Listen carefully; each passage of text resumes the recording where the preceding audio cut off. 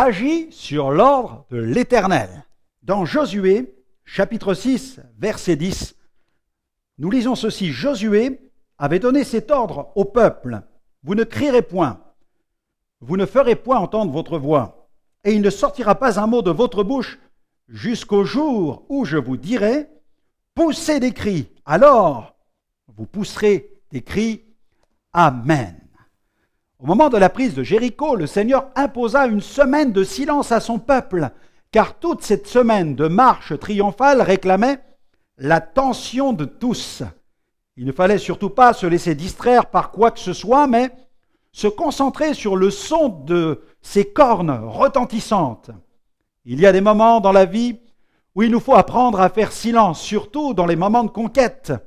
La parole de Dieu nous y invite afin de disposer notre oreille à l'écoute de Dieu. Le moment crucial arriva où Josué fit retentir l'ordre, accompagné des trompettes retentissantes. Pouvez-vous imaginer la force de ce cri poussé par toute une armée galvanisée par la puissance de Dieu? La terreur avait gagné l'armée de Jéricho.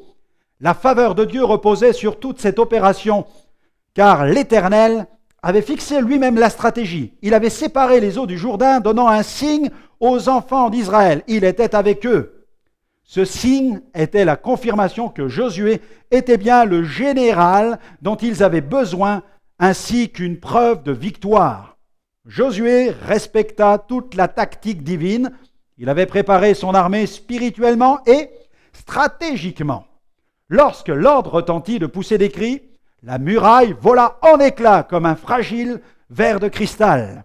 Si vous passez du temps devant Dieu et que vous apprenez à faire silence devant lui, vous saurez reconnaître le son de la trompette du conseil de Dieu quand le Seigneur vous communiquera sa révélation. Agissez alors sur le commandement de Dieu en fonction des méthodes qu'il vous révélera et vous verrez des murailles s'effondrer comme de vulgaires châteaux de cartes. J'ai une prière pour vous aujourd'hui. Faites celle-ci. Seigneur, aide-moi à t'obéir et à agir sur tes ordres. À l'instar de Josué, je veux faire silence devant toi et reconnaître le son de ta voix lorsque tu t'adresseras à moi. Amen.